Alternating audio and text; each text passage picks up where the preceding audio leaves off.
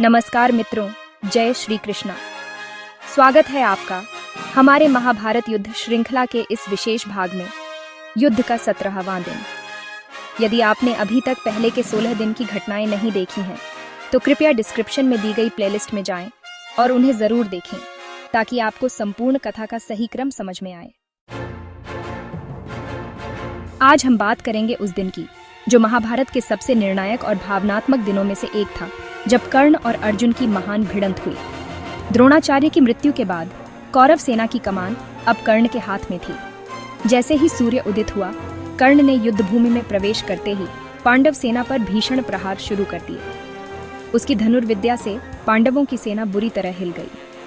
अर्जुन, भीम और धृष्टद्युम्न जैसे योद्धा भी कठिनाई में पड़ गए। युद्ध का दृश्य अत्यंत भयावह था। ध्वजाएं गिर रही थीं, रथ टूट रहे थे और सेनाएं थर्रा रही थीं।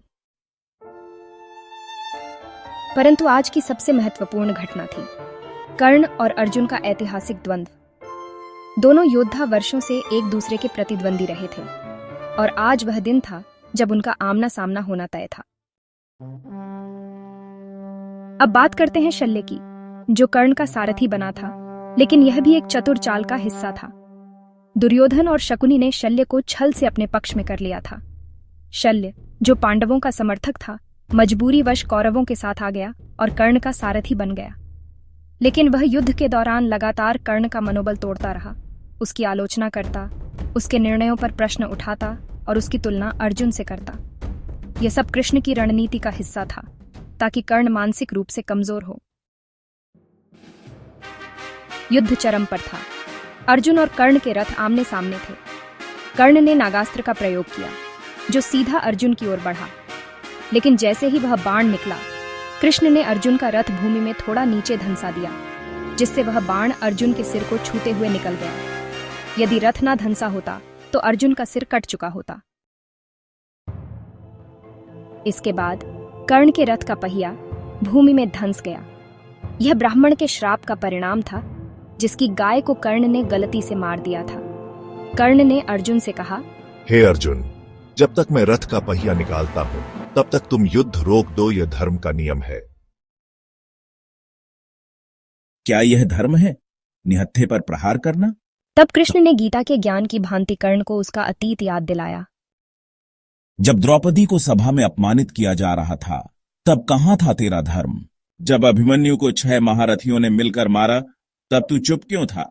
तू दुर्योधन का मित्र बनकर अधर्म की राह पर चला और अब धर्म की दुहाई दे रहा है। यही समय है जब तू अपने कर्मों का फल भुगतेगा। कर्ण निरुत्तर था। तभी अर्जुन ने अपना बाण उठाया और एक घातक प्रहार कर दिया। कर्ण धराशायी हो गया। जैसे ही कर्ण मृत्यु के समीप पहुंचा, कुंती के हृदय में पीड़ा फूटी। कुंती युद्ध भूमि पर आई और सबके सामने घोषणा की, कर्ण मेरा पहला पुत्र है। मैंने उसे जन्म के तुरंत बाद त्याग दिया था। यह सुनकर अर्जुन, भीम, युधिष्ठिर सभी स्तब्ध रह गए। यह रहस्य सबके हृदय को झकझोर गया। युधिष्ठिर को यह जानकर गहरा आघात पहुंचा। उन्होंने दुखी होकर कहा, माँ, यदि आपने पहले यह सच बता दिया होता तो यह भ्रातृहत्या नहीं होती। तभी उन्होंने समस्त स्त्रियों को श्राप दिया कि अब से कोई भी स्त्री किसी रहस्य को छिपा नहीं पाएगी। कर्ण की मृत्यु के साथ ही कौरव सेना की रीढ़ टूट गई। दुर्योधन का मनोबल टूट गया और फिर भीम ने आगे बढ़कर अनेक कौरव योद्धाओं का वध किया, जिससे युद्ध का पलड़ा पांडवों की ओर झुकने लगा। तो मित्रों, यह था महाभारत के युद्ध का 17वां दिन। एक ऐसा दिन जो करुणा, नीति, कूटनीति और कर्मों के फल का प्रतीक है। इस युद्ध में न केवल हथियारों की लड़ाई थी, बल्कि यह आत्मा, धर्म और अधर्म की भी टक्कर थी। आपका धन्यवाद जो आपने इस गाथा को अंत तक सुना। कल हम लेकर आएंगे युद्ध का 18वां दिन, जिसमें होगी अंतिम निर्णायक टक्कर। तब तक जुड़े रहिए, चैनल को सब्सक्राइब करें और डिस्क्रिप्शन में दी गई प्लेलिस्ट से बाकी दिनों की कथा जरूर देखें। फिर मिलेंगे। जय श्री कृष्णा।